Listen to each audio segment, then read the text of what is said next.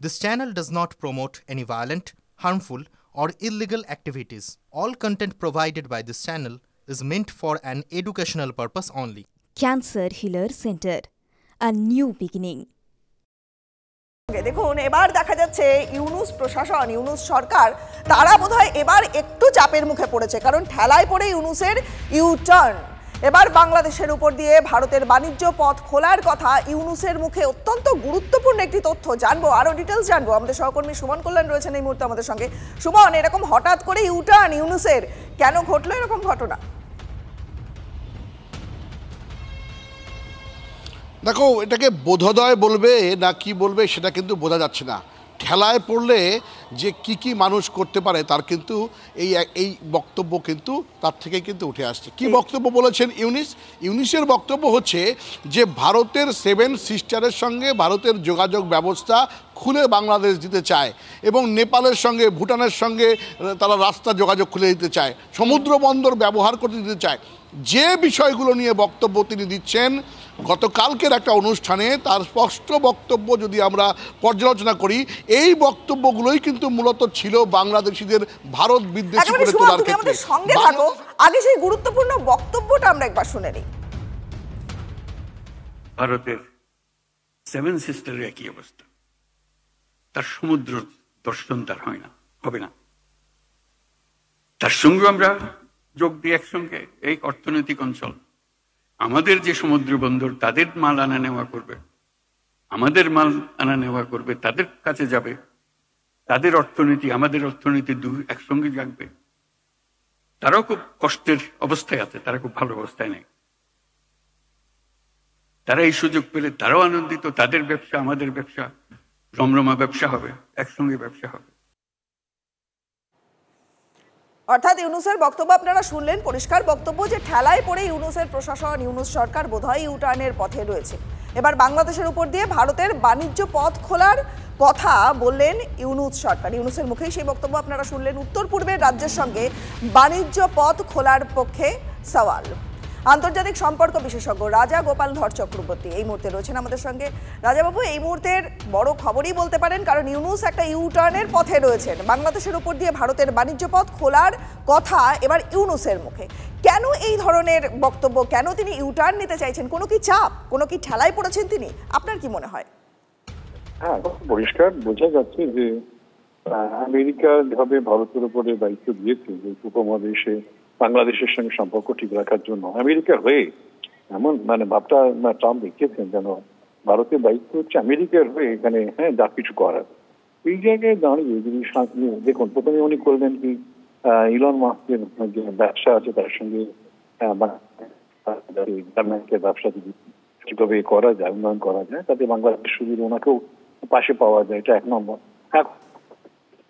বাংলাদেশের যে বাণিজ্য পথ ব্যবহার করতে পারবো, এই নিয়েই তো ঝামেলা হলো। আগরতলা আখাউড়া রেল নিয়েই তো প্রথম ঝামেলা শুরু। হতে পারছে তো এটা তো ঝামেলা করলো। একেবারে অনেক ধন্যবাদ আপনাকে। কথা বললাম রাজা গোপাল ধর চক্রবর্তীর সঙ্গে, আন্তর্জাতিক সম্পর্ক বিশেষজ্ঞ। আমাদের সহকর্মী সুমন রয়েছেন আমাদের সঙ্গে। সুমন কল্যাণ, যে বিষয়ে তুমি বলছিলে, যেদিকে আলোকপাত করছিলে, যে উত্তর পূর্বের রাজ্যের সঙ্গে এবার বাণিজ্যের পথ খোলবার পক্ষে ইউনূস সরকার, প্লিজ কন্টিনিউ। একেবারে দেখো, মূলত বিষয় হচ্ছে রাজাগোপাল বাবুও যেটা বললেন যে মার্কিন প্রশাসনের একটা প্রত্যক্ষ চাপ রয়েছে, আরও বড় চাপ, যে ইউএস এইড বন্ধ হয়ে গেছে। অনেক টাকা যেগুলো বাংলাদেশ সরকার পেত সেগুলো আসছে না, অনেকগুলো প্রজেক্ট বন্ধ হয়েছে, কাজকর্ম নেই। ফলে এই পরিস্থিতিতে বাংলাদেশের আর্থিক যা অবস্থা, তাতে যদি বাণিজ্য খুলে দেওয়া না হয়, ভারতের এই বাণিজ্য যেটা শেখ হাসিনা প্রথম খুলে দিয়েছিলেন, সেটাকে বন্ধ করেছে এই সরকার এসে। ভারত বিদ্বেষী করে চলেছিলেন গোটার বাংলাদেশি জনগণকে। সেই জায়গায় দাঁড়িয়ে একদম ইউটার্ন। কারণ কিন্তু একটাই, যে বাংলাদেশের কাছে আর্থিক দুরবস্থা এমন পর্যায়ে আগামীতে আরও যেতে বসেছে, তাতে এটা দেওয়া ছাড়া বাংলাদেশের কোনো উপায় নেই। হঠাৎ করে কি এমন ঘটনা ঘটলো যে ভারত বিদ্বেষী বক্তব্য, মৌলবাদ, এই সমস্ত নিয়ে বাংলাদেশ যখন এগিয়ে যাচ্ছে, একের পর এক ঘটনা ঘটাচ্ছে, সেই সময় ইউনিসের ভারতের এই ট্রানজিট পথ খুলে দেওয়ার বার্তা, এটা বুঝতে হবে যে এখন খেলায় পড়েছে, আমেরিকার চাপ এসে দাঁড়িয়েছে, মোদির ওপর সমস্ত দায়িত্ব দিয়েছে, যার কারণেই কিন্তু এই ইউটার্ন ইউনিসের এমনটাই কিন্তু মনে করছে বাংলাদেশ। এই বক্তব্যের পরে বাংলাদেশ জুড়েও কিন্তু একটা হইচই পড়ে গেছে, কি বলতে চাইছেন, ফলে সেখানেও কিন্তু ইউনিস বিরোধিতা উঠে আসছে। কারণ এই মৌলবাদ, তারা কিন্তু ভারতের সঙ্গে এটা চায় না, কিন্তু দেশ চালাতে গেলে অর্থের দরকার, পরিকাঠামো দরকার, সব মিলিয়ে বাংলাদেশের যা অবস্থা, এটা করা ছাড়া ইউনিসের আর কোনো গতি নেই, থাকছে না কিছু। সেই জন্যই বোধহয় এই ইউটার্ন। অনেক ধন্যবাদ সুমন, নজর রাখো তুমি। নির্বাচন নিয়ে ঘরেই কিন্তু চাপে রয়েছেন ইউনূস। ভোট নিয়ে গড়িমসি করছে অন্তর্বর্তী সরকার। বিস্ফোরক অভিযোগ বিএনপির মহাসচিব রিজভীর। ভোটের ময়দানে নামছে বৈষম্য বিরোধী ছাত্র আন্দোলন এবং নাগরিক কমিটি।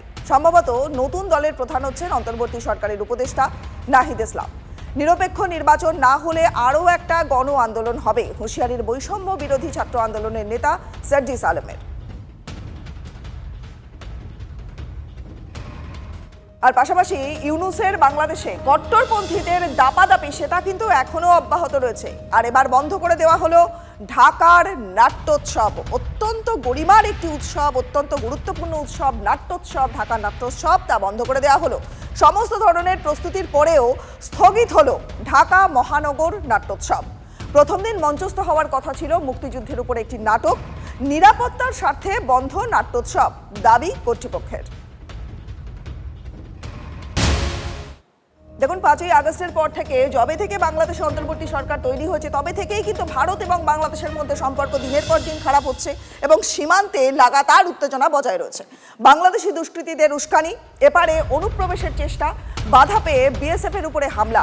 ঠিক এই পরিস্থিতিতে আজ দিল্লিতে বিএসএফ এবং বিজিবির ডিজি পর্যায়ের বৈঠক। 17 থেকে 20 ফেব্রুয়ারি দিল্লিতে 55তম বিএসএফ বিজিবির মহাপরিচালক পর্যায়ের বৈঠক।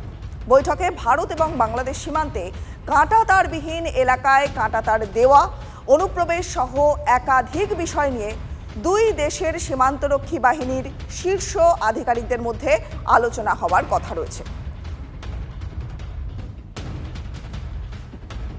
এই বৈঠকে থাকবেন ডিজি বিএসএফ দলজিৎ সিং চৌধুরী এবং বিজিবির মেজর জেনারেল মোহাম্মদ আশরাফুজ্জামান সিদ্দিকী।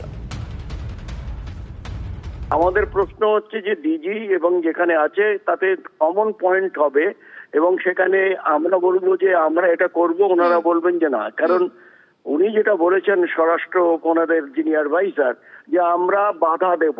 হ্যাঁ, তোমরা বাধা দেবে যদি আমরা আমাদের যে নির্দেশ কিংবা নিয়ম কিংবা আইন কিংবা যে এরিয়াটা রয়েছে সেটা যদি 150 গজের মধ্যে হয়। দ্বিতীয়ত হচ্ছে আমরা কাঁটাতারের বেড়া দেব, যে এখানটায় ওরা এই জায়গাটায় কাঁটাতারে বেড়া দিতে আমাদের যথেষ্টভাবে চেষ্টা করবে, ইনস্টিগেট করে, ইন্টিমিডেট করে, যাতে আমরা এর উপরে কোনো ফার্ম অ্যাকশন নেই, যেটা ওরা চাইছে। কিন্তু প্রশ্ন হচ্ছে যে আমরা ওই জায়গাটা কাঁটাতার দেব, তিনি যেই বলুন না কেন, তিনি তার রাজ্যে যেটা বলছেন সেটা তাদের ব্যাপার, আমরা এটা করবো। এবং আই অ্যাম শিওর যে আমাদের ডিজিবিএস যিনি গেছেন তিনি এই ব্যাপারটায় যথেষ্ট ইয়ে দেবেন। আজ দিল্লিতে বিএসএফ এবং বিজিবির মধ্যে ডিজি পর্যায়ের বৈঠক। ভারত বাংলাদেশ সীমান্তের বিভিন্ন জায়গায় যে উত্তেজনা ছড়িয়েছে তার সমাধান সূত্র বৈঠক থেকে বেরিয়ে আসবে বলে আশা বিদেশমন্ত্রী এস জয়শঙ্কর এবং বাংলাদেশের বিদেশ মন্ত্রকের উপদেষ্টা তৌহিদ হোসেনের। ওমানের রাজধানী মাস্কাটে বৈঠকে বসেছিলেন দুই দেশের নেতা। সেখানেই বিএসএফ এবং বিজিবির ডিজি পর্যায়ের বৈঠকের বিষয়টি উত্থাপিত হয়েছিল বলে জানানো হয়েছে বাংলাদেশের তরফ থেকে।